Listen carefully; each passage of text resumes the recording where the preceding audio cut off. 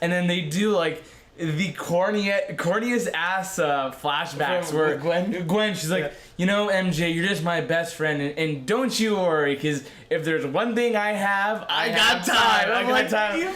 Really? I was like, it's like, you couldn't have done something better.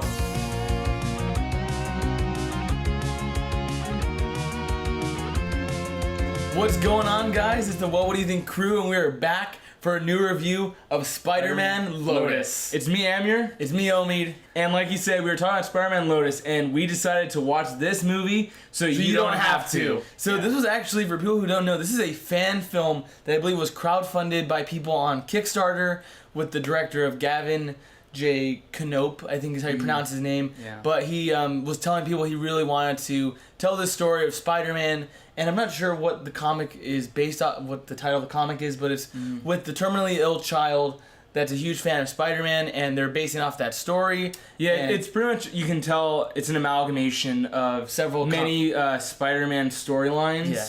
And before we get into kind of talking about the movie, I think there's there's a big elephant in the room. Yeah. Gavin and Warden, they have been coming out as like racist people, so that is a very unfortunate. That controversy will always loom over the production. Yeah. And when you're a bad person, we are going to let people know. Yeah. And I think there are probably a lot of really talented people that worked on this. Like the costumes are great. The soundtrack, the score, the production design. I saw a lot of the VFX artists and a lot of the people who did work on the movie. They were saying how much they did not stand with those three people, but they're like, oh, we still work so hard on this movie. So hopefully you can look beyond those bad parts of it, and like we want you to know our love of Spider-Man and being showed through. And I think for those aspects, that you do see it. You really do see it. And it's the bad few ruin it for the hardworking many. I hope everyone that worked on this, aside from those three, do get to have a bigger career in the Hollywood industry. Because the costume they were great. They did a cool job. But the costume was good. Like we were talking about earlier, let's talk about the good, the bad, and the Gavin. Yeah. So let's start off with the good. What is good about Spider-Man Lotus? Costumes. Costume is good.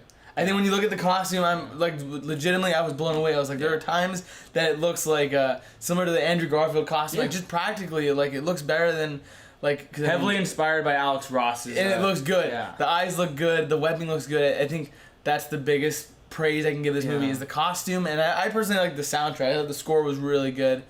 It was very reminiscent of the Sam Raimi and the Webb movie, so I can hear those inspirations. But I think for like just a fan film, the fact that how cohesive, at least the way it looked and it was presented, I think that was pretty crazy. Yeah, so it's interesting. I think I had a different kind of take than you. Obviously, I think the CG and the costumes are great. Yeah. But when you're watching Spider-Man Lotus, you're going to notice, I think it really treads the line of like homage and like straight up like lifting and stealing. Yeah. So I think even like the soundtrack, like obviously they're paying homage to like the 90s cartoon, the Raimi-verse, the Webb movies. It feels almost cheap because you're just stealing it. I think that is my biggest kind of summary of this movie. It feels very much like, oh, this is Spider-Man, so you're gonna like it because it's Spider-Man. You recognize this thing, so you're gonna like it. And I noticed, like, oh, they don't do a great job of like the writing. They don't do a great job of developing the characters. The biggest bad of this movie is the writing, man. I told Amir, like I made the joke. I was like, I don't know why Peter is saying the things he is saying and doing because I don't know his motivation. You can't tell me to care about Peter Parker. There are corny ass lines where like, literally, this is not a spoiler. This is like in the first 5 minutes that you find out that this is pretty much the story of Peter coming to terms with the passing of Gwen Stacy, right? Yes. And then they do like the corniest ass flashbacks where Gwen, she's like, you know, MJ, you're just my best friend, and don't you worry, because if there's one thing I have, I got time. I got time. Really? I was like, it's like you couldn't have done something better. I was like, bro, so heavy-handed. Yeah, so many times they do lame ass like foreshadowing what we've already seen. Yeah, because that's my biggest thing. I'm like, if you're gonna give us a Gwen and Peter story, how about you like develop those two people instead of the first 5 minutes telling us that she's dying. So I'm like, why do I need to give a shit if she's already dead?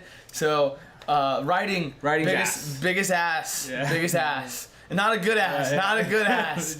I was telling Amber, this movie's like almost 2 hours, but I feel like content wise they could have told the story they told in 30 to 40 minutes, and then have another 40 minutes telling a bigger story, or at least like progressing the characters. I think for the 2 hours, it's like they're so stagnant. Everyone is so depressed. Everyone is so dark. Like it really feels like this is like some Batman-ass Spider-Man. Like, he's so. And also the main actors, Warden and Wayne. It's like you're playing the wrong character. Yeah, seriously. Yeah, this guy did not look like Peter. But one of the good notes I did have was I actually liked the actor who played the Flash Thompson, and I thought Harry was good. I thought he was okay. I thought, yeah. I mean, he had good moments. I think he had a good moment with Peter. But I thought I wrote in my notes that since this movie's all about like the loss of Gwen, that for 2 hours every character's depressed, so you don't really see any range because it's just sad and sadness. And like I didn't think that Peter or Harry were good, but there was a really good moment with Flash when he was talking about like, oh, Peter, I've been such an asshole to Peter, but he's a good friend because as much as I bullied him, he's always was there for me when I really needed him. And I was like, damn, this guy should have been Peter. Yeah, he don't cast the racist, cast the good guy. Yeah. Seriously. Yeah. And like that is one thing I would say that was kind of cool is like when you can tell that, I mean, they read certain Spider-Man comics, like they are lifting certain things, which it was cool to see. But again, that feels hollow because it's like, oh, the thing that you liked, we're using it here. Mm-hmm. Was there like a specific one you're referring to in general? Yeah, like you're bringing up Flash Thompson. Like there was a very similar conversation that they have in Life Story. Yeah. And it's the same thing. He's getting sent off to Vietnam, obviously in Life Story, not in this. But Flash Thompson is getting shipped off, I think, to another country for the military or whatever. He's going to the military, so he's leaving his friends. Yeah, so... You know, also, we watched this movie so you wouldn't have to. Yeah. This movie, I had to go on my phone, like... I was like, damn, I was writing notes. I was just writing my notes down. Yeah, right. I literally said, they do the two... I think laziest like writing tactics. Oh yeah, to make you care about montages and flashbacks. Yeah, and this movie uses a lot of both. And I'm like, Jesus, like especially for Gwen. I'm like, bro, Gwen's a good character. Like, show me things of Gwen. Don't just show me the past and then hanging out. Like, no, that's not. We don't want that. I agree. Because I know we were talking about things being lifted. Emery, I gotta ask you, what are your thoughts on the Uncle Ben death scene?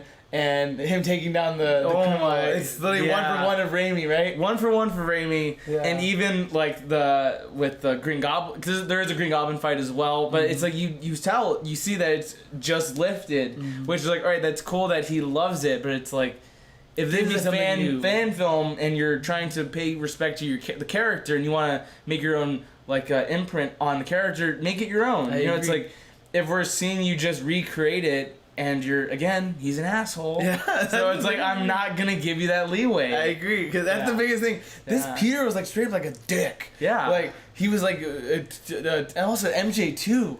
Like, they're all just... And like, whoever wrote this, I feel like you don't understand, like, MJ. Like, they took the toxic ass argument people take for MJ saying, oh, she just wants to sleep around with people. Like, she literally sees Peter at Gwen Stacy's grave and she's like, oh, I just came to see you because no guy wants to talk to me, no one wants to go out with me. Yeah, like, what the fuck? Yes. What the fuck? Yes. So I was like, man, that stuff is bad, and like Peter's just such a dick the whole movie, and I'm like, it's not Peter. So like there's an interesting like theme that they're going for. So the overall journey that Peter is trying to go on is learning how to be Spider-Man again, which Spider-Man 2 is lifted from Spider-Man 2. Yeah. So he loses Gwen, and then now he's this grizzled, bittered Spider-Man, and then he essentially meets this kid. We're not going to spoilers really, but essentially he's trying to learn how to become Spider-Man, become the symbol of hope again. Yeah. But it's like there's some good moments there. Yeah, there are decent moments there, but it's like this whole journey, it could have been, like you said, told in 30 minutes. Yeah. This is a 2-hour movie. Yeah, that we had to sit down through, bro. Yeah. Yeah, it's on a Sunday, and like, fuck, this is so much of my time. But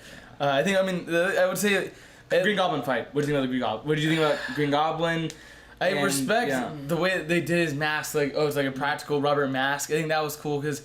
For a lot of people, the Raimi mask, the metallic one, people didn't like, and they wanted the original rubber one. So for this, it felt cool that they were paying a reference to that. That was cool. But I think, I don't know, just like Norman is like, he's nothing of a character. He's like not even in the movie. Yeah. The fight, I mean, the visual effects, I have to big applaud. Yeah, I mean, the fire looked good.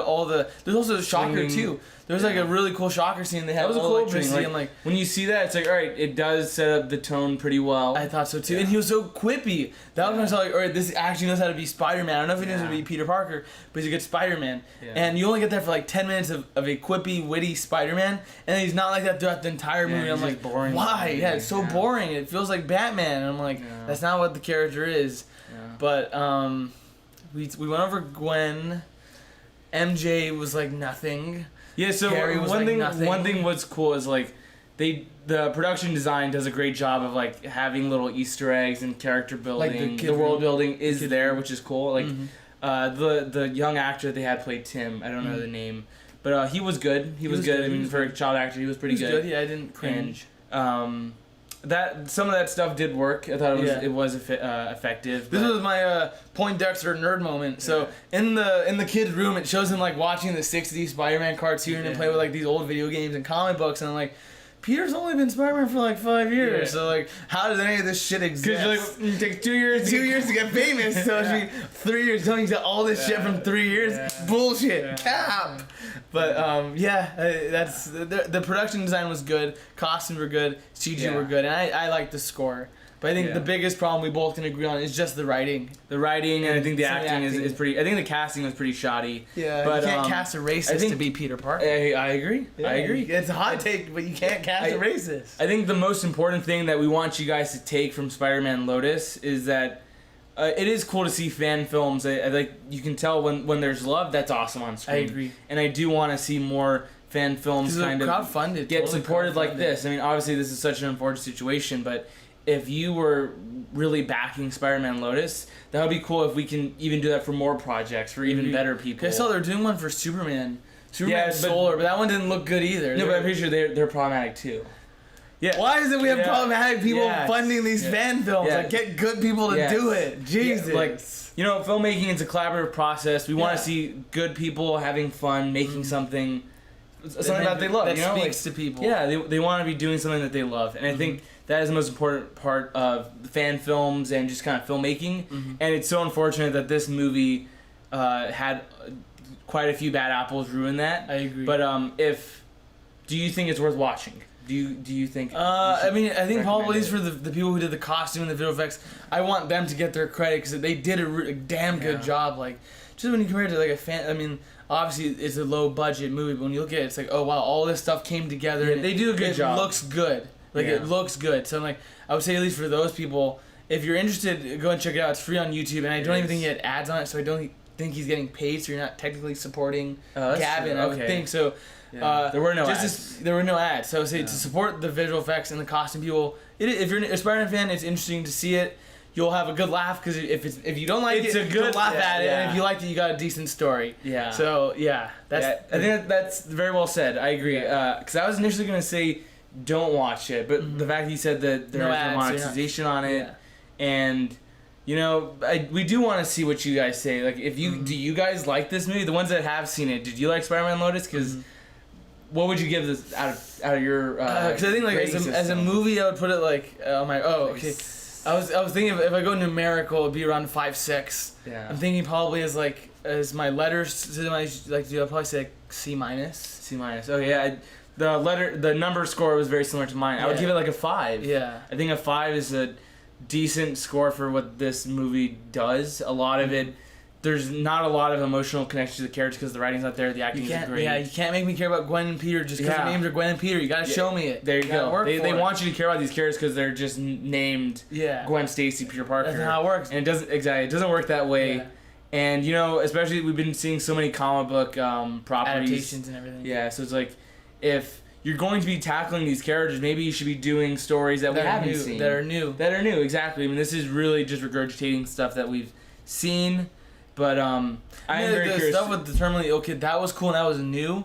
But also, like, I mean, it's still regurgitated from the cartoon and from the comic. So that's true. Yeah, that's true. But I mean, it was cool to see that recreated. Yeah. But I mean, I'm really curious. If you guys watched it, let us know. What was your favorite aspect? What was your least favorite aspect? What was the dumbest, funniest part of the movie? Yeah, let us know. The corniest line. Also, what is the new worst Spider-Man movie? Is it still Far From Home or is it this? I don't know. Because I don't like Homecoming either. That's a hot ass take. I don't like Homecoming either. Yeah, I mean, we love Spider-Man, so this is rough. We're not lying. This is rough, but let us know. I think all of us are gonna have a different ranking. We're all putting this at the bottom. Yeah. So we're all gonna have a new ranking for Spider-Man. Yeah. But I mean, we were happy to check it out. Let you guys know.